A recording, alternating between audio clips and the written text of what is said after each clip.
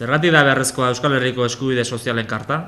Botere ekonomikoa, bankan eta finantza sisteman konzentratuta, politika publikoez erabakitzen duen benetako botere bilakatu da. Ekonomia, gobernu neoliberalen eskutik, bankarien eta espekulatzaileen interesen zerbitzuan jartzen da, eta horrek aberastasunaren banaketa bidegabea sortzen du. Zerbitzu publikoek beren izaera unibertsala galtzen dute. Privatizatu egiten dira, gutxi batzuek negozioa egin dezaten eurekin.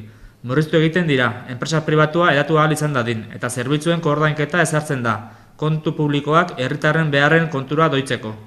Pertsonei bizibaldintza duinak lortzea ahalbidetzen dien lanerako eskubidea sakrifikatu egiten da, akziodunen dibidenduak hobetzeko xedez.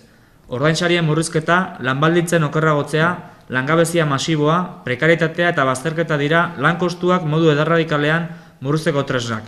Eta horrek ustez gainituta zeuden esklabotasun egoeratara eramaten gaitu atzera.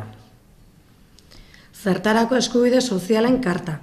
Hemen bildu garenok erabat konbentzituta gaude gauzak bestelako modu batean egin daitezkela, eta egin behar direla.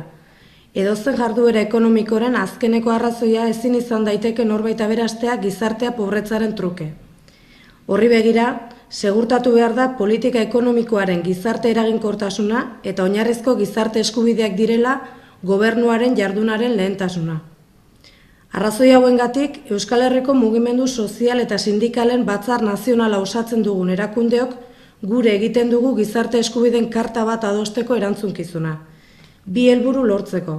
Alde batetik, gure ekonomia eta gure baliabideak Euskal Herritarren zerbitzuan jartzeko. Eta bestetik, lortzeko berton bizi garen pertsona guztiek bizibaldintza duinak eskuratu ahal izatea.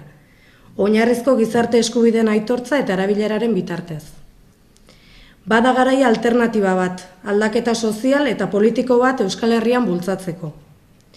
Bada garaia Euskal Herriko emakume eta gizonok bestelako proiektu ekonomiko eta sozial bat eraiki dezagun Euskal Herriarentzat, eskubide eta betebehar berdinez. Bada garaia Euskal Gizarteak gizarte eredu bidezko eta solidarioa eraiki dezan, bere borondatez, beste inongo inposaketa edo injerentziari gabe. Horregatik erabaki dugu eztabaida prozesu bat irekitzea, inplikazio sozial eta sindikalarekin. Datozen hilabeteetan gizarte kartarako proposamen baten erredakziora iristeko alegia.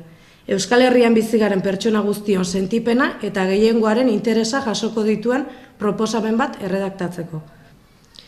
Gure nahia da eztabaida prozesu honek herri harresi bat eraikitzera eramatea azkenean. Botere politikoa gehiengo sozialaren kontra zuzentzen dituen eraso guztiei aurre egiteko. Halaber, gure asmoa da gizarte karta hau tresna bihurtzea, bai indarrak biltzeko exigitzen dugun alternatibaren inguruan, eta bai herri honetako borroka ahalmena bateratzeko, benetako aldaketa sozial eta politikoa Euskal Herrian lortu arte.